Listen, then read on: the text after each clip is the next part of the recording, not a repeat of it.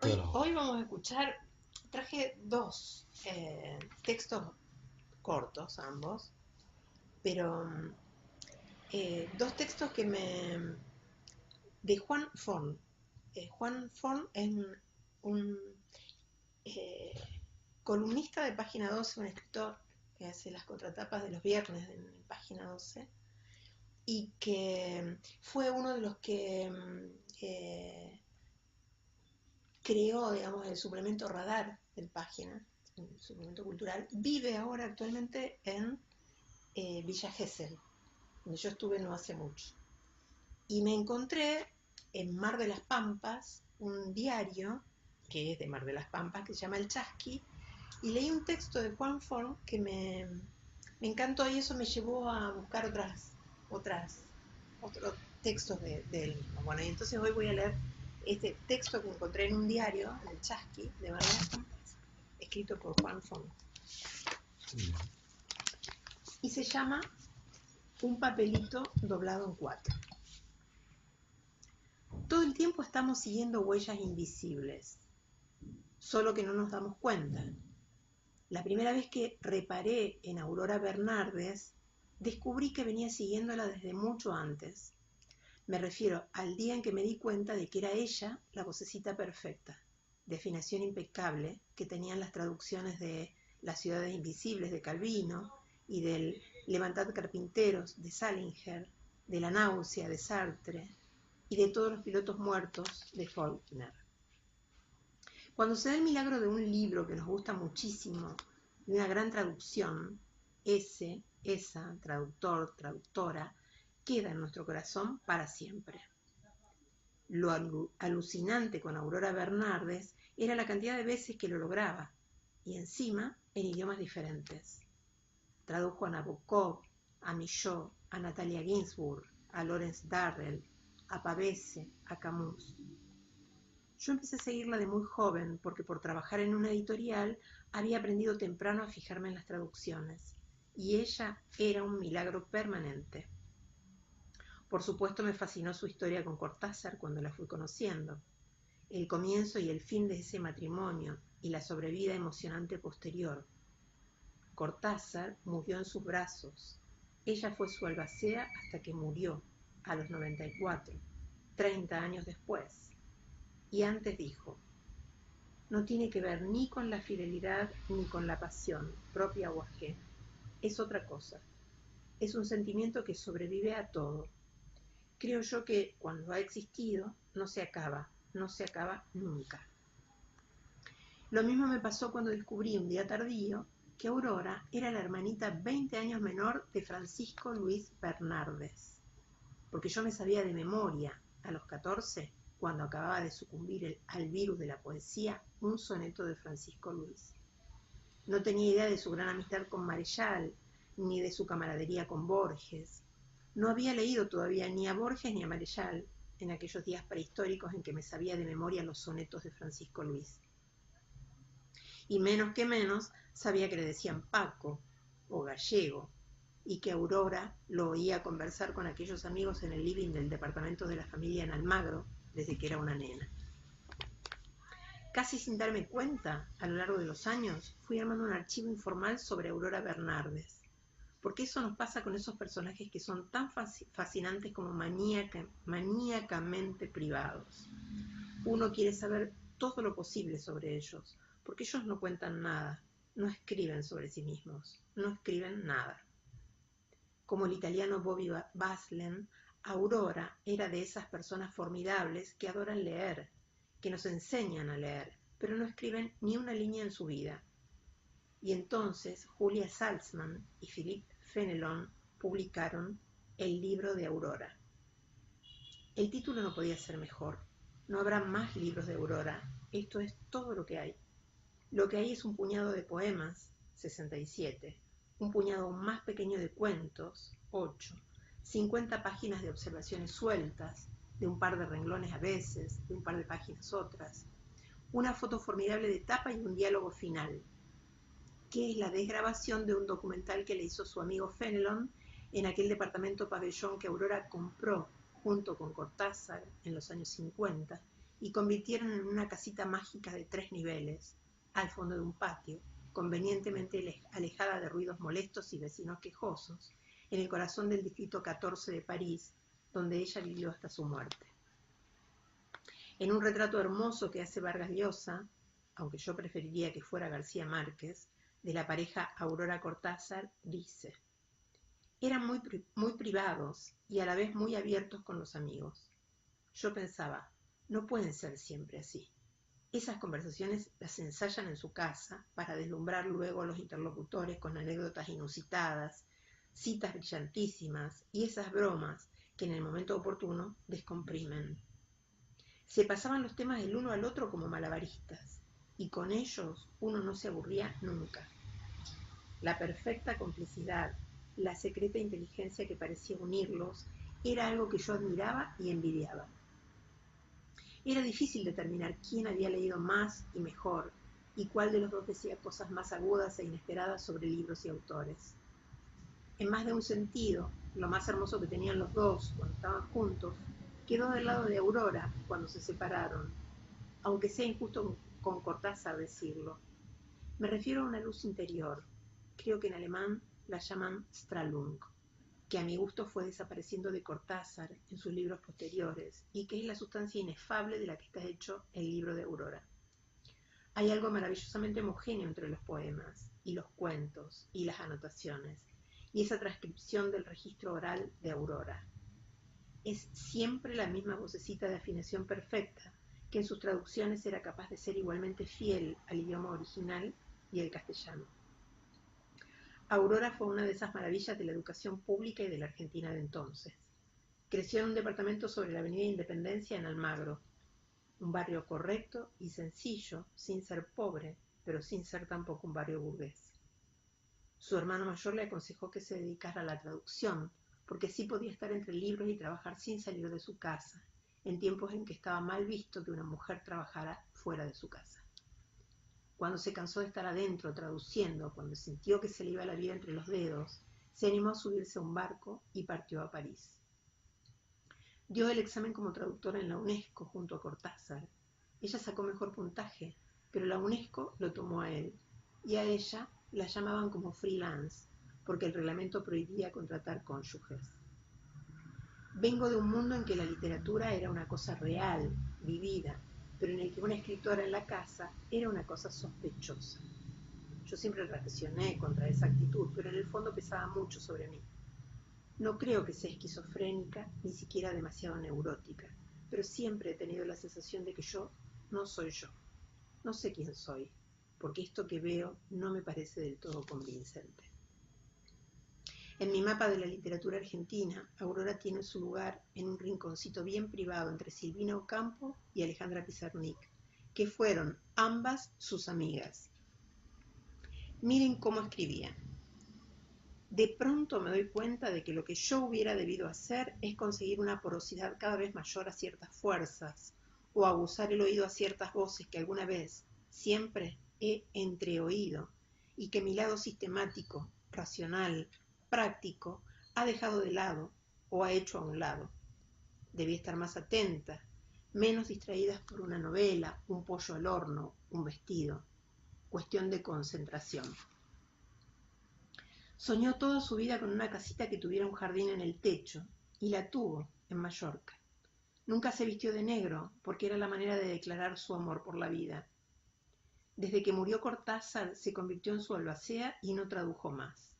Solo hizo 2 excepciones, cuando se descubrió la extraordinaria novela póstuma de Camus, El primer hombre, y cuando murió su querida hermana Teresa en Inglaterra, y ella tradujo y mandó hacer una edición para los amigos de los poemas que aquella hermana, que vivió la mayor parte de su vida en Gran Bretaña, escribió en inglés.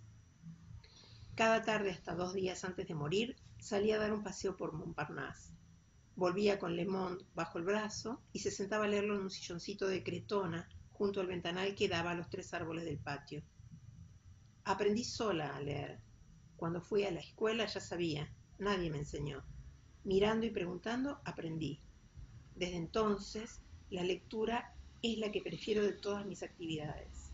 La lectura no es nunca pasiva para mí, es lo que más satisfacción me ha dado en la vida. Entre los 67 poemas del libro de Aurora hay uno llamado Último Testamento, que dice: cuando se lo hayan llevado todo, como un papelito, me doblaré en 4.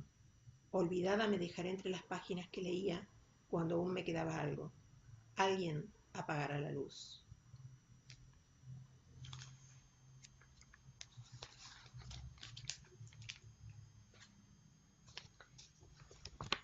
Y un cuento de Juan Forn que se llama Nadar de noche.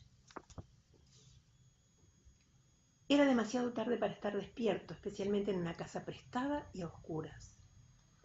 Afuera, en el jardín, los grillos convocaban empecinados y furiosos la lluvia, y él se preguntó cómo podían dormir en los cuartos de arriba su mujer y su hijita con ese murmullo ensordecedor. Tenía insomnio, estaba en pantalones cortos, sentado frente al ventanal abierto que daba a la terraza y al jardín. Las únicas luces prendidas eran los focos adentro de la pileta, pero la luz ondulada por el agua no conseguía matar del todo la sensación de estar en una casa ajena, el malestar indefinible con aquel simulacro de vacaciones. Porque en realidad no estaba ahí descansando, sino trabajando. Aunque el trabajo no implicase ningún esfuerzo en particular, aunque no tuviese que hacer nada, salvo vivir en esa casa con su mujer y su hija y disfrutar las posesiones de su amigo Félix, mientras éste y Ruth remontaban el Nilo y gastaban fortunas en rollos de fotos y guías egipcios sin dientes a cuenta de una revista de viajes italiana. Para calmarse, para atraer el sueño, pensó que no iba a pisar Buenos Aires en todo el mes. Viviría en pantalones cortos y sin afeitarse, cortaría el pasto, cuidaría la pileta, vería videos y escucharía música, mientras su hija crecía delante de sus ojos y su mujer inventaba postres raros en la cocina. Y en todo ese tiempo quizá le dejaran algún mensaje mínimamente estimulante, o al menos catastrófico, en el contestador automático de su departamento. Mientras tanto, a lo mejor Félix y Ruth decidían prolongar su viaje un mes más, o tenían un accidente, o se enamoraban los dos de un mismo efebo andrógino y analfabeto en Alejandría. Un mes podía ser mucho tiempo en algunos lugares.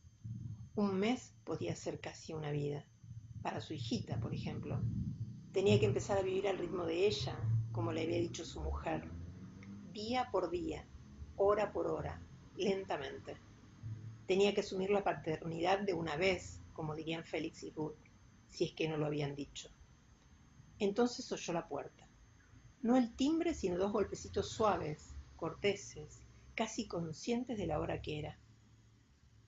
Cada casa tiene su lógica, y sus leyes son más elocuentes de noche, cuando las cosas ocurren sin paliativos sonoros. Él no miró el reloj, ni se sorprendió, ni pensó que los golpes eran imaginación suya. Simplemente se levantó, sin prender ninguna luz a su paso, y cuando abrió la puerta, se encontró con su padre, parado frente de él. No lo veía desde que había muerto. Y en ese momento supo, incongruentemente, que ya se había hecho a la idea de no verlo nunca más. Su padre tenía puesto un impermeable cerrado hasta arriba y el pelo tan abundante y bien peinado como siempre, pero totalmente blanco. Nunca habían sido muy expresivos entre ellos. Él dijo: «Papá, qué sorpresa», pero no se movió hasta que su padre preguntó sonriendo: «¿Se puede pasar?». «Sí, claro, por supuesto». El padre cruzó el living a oscuras y el ventanal abierto y fue a sentarse en una de las reposeras de la terraza. Desde allá miró hacia adentro. Lo llamó con la mano y tocó la reposera vacía a su lado. Salió obedientemente a la terraza. Dijo: «Dame el impermeable si querés. ¿Te traigo algo para tomar?». El padre negó con la cabeza. Después se estiró todo lo que pudo y respiró hondo sin perder la sonrisa. No, así está bien. Va a llover en cualquier momento», dijo. «¡Qué maravilla! ¿De día es así también?». «Mejor, para Marisa y la Beba especialmente». «Marisa y la Beba. Debes tener un montón de cosas para contarme, ¿no?». Él sintió que se le aflojaba apenas la mandíbula. En los sueños en que volvía a verlo, su padre siempre estaba al tanto de todo lo que les había pasado a ellos en su ausencia. Sí, claro, dijo. Supongo que sí. Por supuesto, no pretendo que me pongas al día con las noticias. Obviemos la política, el trabajo, el mundo en general, si es posible. Las cosas domésticas me interesan. Tus hermanas, vos, Marisa, la beba, esas cosas. A él le sorprendió que mencionara la palabra domésticas, y mucho más aún que hubiese nombrado a todos, menos a su madre, pero no supo qué decir. Voy a servirme un whisky. ¿Seguro que no querés? No, no, gracias. A propósito, qué buena idea, las luces adentro de la pileta. No es mía, dijo él antes de entrar. La casa, quiero decir. Cuando volvió a aparecer con un vaso bastante lleno, se frenó detrás de la reposera de su padre y de golpe sintió que todavía no se habían tocado. Yo creí, dijo desde ese lugar, que vos veías todo lo que pasaba acá desde donde estabas. La cabeza de su padre se movió levemente a uno y otro lado varias veces. Lamentablemente no. Es bastante distinto de lo que uno se imagina. Él miró la pileta y tuvo la sensación de que no controlaba lo que decía ni lo que iba a decir. Si supieras la cantidad de cosas que hice en estos años para vos, pensando que me estabas mirando. Y se rió un poco, sin alegría pero sin amargura, para vaciarse los pulmones, no más. O sea que no sabes nada de estos 4 años, qué increíble.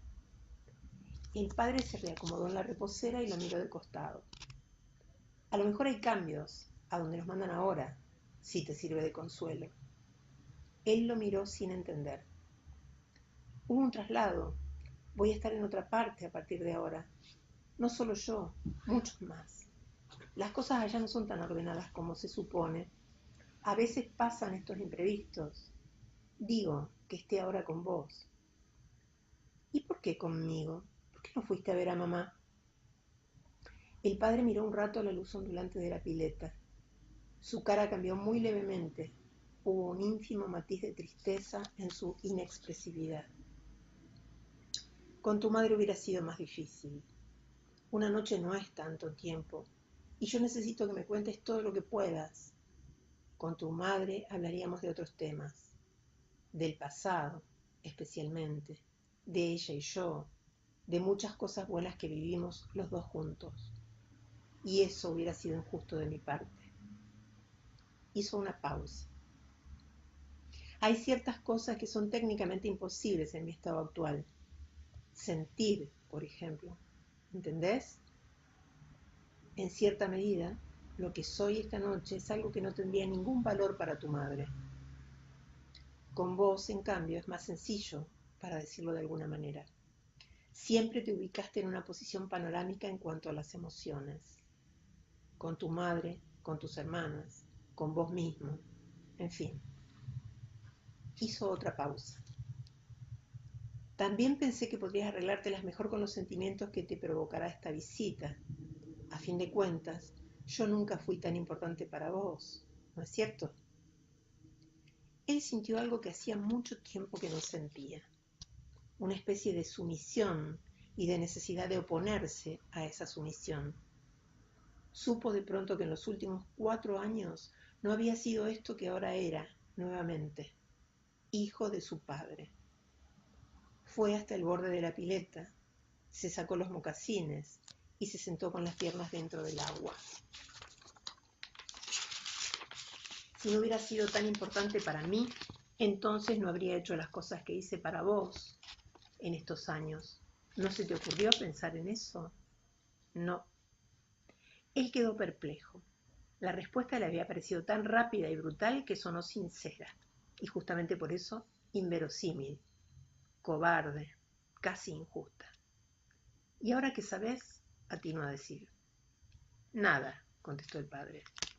Después se levantó, llevó la reposera hasta el borde de la pileta y se sentó con las manos en los bolsillos. Supongo que no cambia nada. Lo que hiciste ya lo hiciste. Y me parece que no tiene sentido que te enojes ahora, con vos o conmigo, por eso, ¿no? No solo era inútil, además empezaba a sentir que no le era lícito, frente a la condición de su padre, cuestionar nada, ni permitirse esa insólita belicosidad.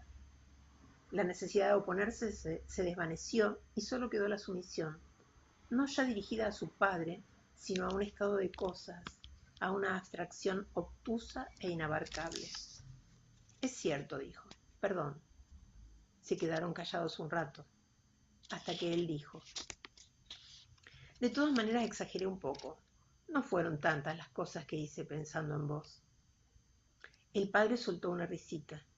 Ya me parecía. Un relámpago rajó en dos el fondo del cielo. Cuando sonó el trueno, el padre se encogió y su risita volvió a oírse. Ya casi no me acordaba de estas cosas. Es notable cómo funciona la memoria, lo que conserva y lo que deja de lado. Los grillos, dijo él. ¿Los oís? No me dejaban dormir. Por eso estaba despierto cuando llegaste. Después de decir estas palabras dudó. ¿Los grillos? Pero lo pensó mejor y prefirió quedarse con la duda. Bueno, dijo el padre con voz muy suave, a lo nuestro. ¿Puedo preguntarte algo antes? La reposera crujió. Él hizo un esfuerzo para mantenerle la mirada a su padre. Como quieras, pero ya sabes cómo es eso. Una vez que te enterás, difícil que puedas borrártelo de la cabeza. No es una amenaza. Lo digo por vos, simplemente. Sí, ya sé, dijo él, y preguntó con voz insegura. ¿Todos van al mismo lugar? ¿No importa lo que haya hecho cada uno? Eso es algo que podría haberte contestado desde los 20 años más o menos. Siempre sospeché que importaba más en vida que después. En cuanto a la otra pregunta, no es exactamente un lugar a donde van. Pero sí, todos van al mismo, en la medida en que todos somos relativamente iguales. El modo de vida de tu vecino y el tuyo, por ejemplo, se diferencian tanto como tu estatura y la de él. Son matices, y los matices no cuentan. Digamos que hay básicamente solo dos estados, el tuyo y el mío. Es bastante más complejo, pero no lo entenderías ahora. Entonces vos y yo vamos a encontrarnos de nuevo en algún momento, dijo él. El padre no contestó. ¿Importa algo estar juntos allá? El padre no contestó. ¿Y cómo es? Dijo él. El padre desvió los ojos y miró la pileta. Como nadar de noche, dijo, y las ondulaciones de la luz se reflejaron en su cara. Como nadar de noche, en una pileta inmensa, sin cansarse. Él tomó de un trago el whisky que le quedaba en el vaso y esperó a que llegase al estómago. Después tiró los hielos en la pileta y apoyó el vaso vacío en el borde. ¿Algo más? Dijo el padre. Lo negó con la cabeza. Movió un poco las piernas en el agua y miró la base de la reposera, el impermeable, la cara blandamente atemporal de su padre. Pensó en lo reticentes que habían sido siempre en todo contacto corporal, y le parecieron increíblemente ingenuos y artificiales aquellos abrazos en los sueños en que aparecía su padre. Esto era la realidad. Todo seguía tal como había sido siempre, y recomenzaba casi en el mismo punto en que quedara interrumpido 4 años antes, aunque solo fuese por una noche. ¿Por dónde querés que empiece? Dijo. Por donde quieras. No te preocupes por el tiempo, tenemos toda la noche. Hasta que termines no va a amanecer. Él respiró hondo, largó el aire y supo que había entrado en la noche más larga y secreta de su vida. Empezó, por supuesto, hablando de su hija.